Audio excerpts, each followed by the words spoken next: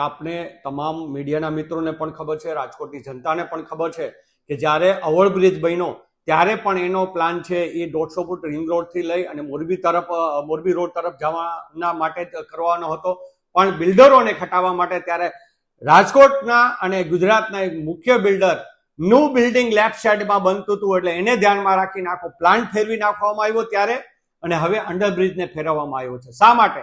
તો પહેલો જે પ્લાન ફેરવ્યો હતો ને એ સમયે જે બિલ્ડરને ખટાવવાના હતા એનો માલ હજી પણ વેચાણો નથી.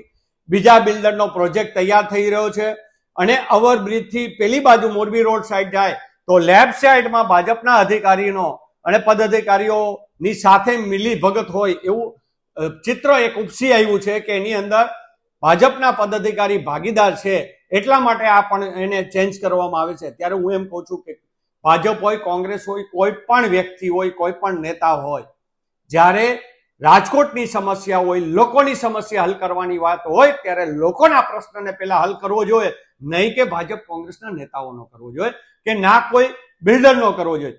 માધાપર ચોકડીની આપણે સમસ્યા વરસાદ ટાણે જોઈ છે, ટ્રાફિકની પણ સમસ્યા જોઈ છે કે ઓવરબ્રિજ ખોટી રીતે જુદી સાઈડમાં બનાવ્યો એના હિસાબે જે મોરબી રોડ તરફ જતા લોકો ઝાઝા હતા, પણ છતાં એ બાજુ ન બનાવ્યો બિલ્ડરોને ખટાવા, એ જ વસ્તુ અત્યારે ફરીથી થઈ રહી છે.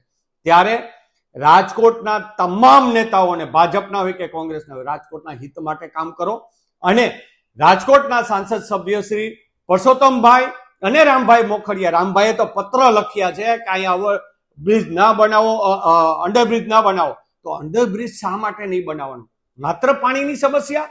તો આ ભારત દેશની અંદર, આ ગુજરાતની અંદર ક્યાંય અંડરબ્રિજ નથી બન્યા? બધી જ જગ્યાએ બન્યા છે, બધો એનો નિકાલ પણ થઈ શકે. તમે અહીંયા અંડરબ્રિજ બનાવો ત્યારે એની અંદર પાણી ન ભરાય એના માટેની વ્યવસ્થા, એના ટાંકાઓ પણ અંદર થઈ શકે.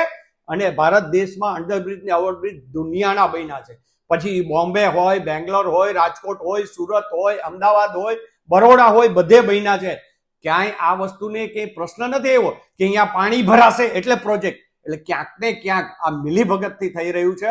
રામભાઈ, આપ હવે ફરીથી આજે એક મીડિયા સમક્ષ એવું કીધું છે કે મારે લોકોની સમસ્યા દૂર કરવી છે, મારે તો લોકોની સમસ્યા દૂર કરવી હોય તો મીડિયા દ્વારા લોકોને સાચી વાત કરો કે મારી આ ભૂલ થઈ છે, હું બિલ્ડરોને ખટાવવા નથી માંગતો અને આ પ્રોજેક્ટ છે એને પડતો મૂકવામાં નહીં આવે અને લોકોના હિત માટે આ પ્રોજેક્ટ થશે જ, એવું પરસોત્તમભાઈ અને રામભાઈ કહે અને રાજકોટના તમામ ધારાસભ્યો કહે તો આપણે એવું માનીએ કે આ પ્રોજેક્ટ છે એ લોકોના હિતમાં થશે.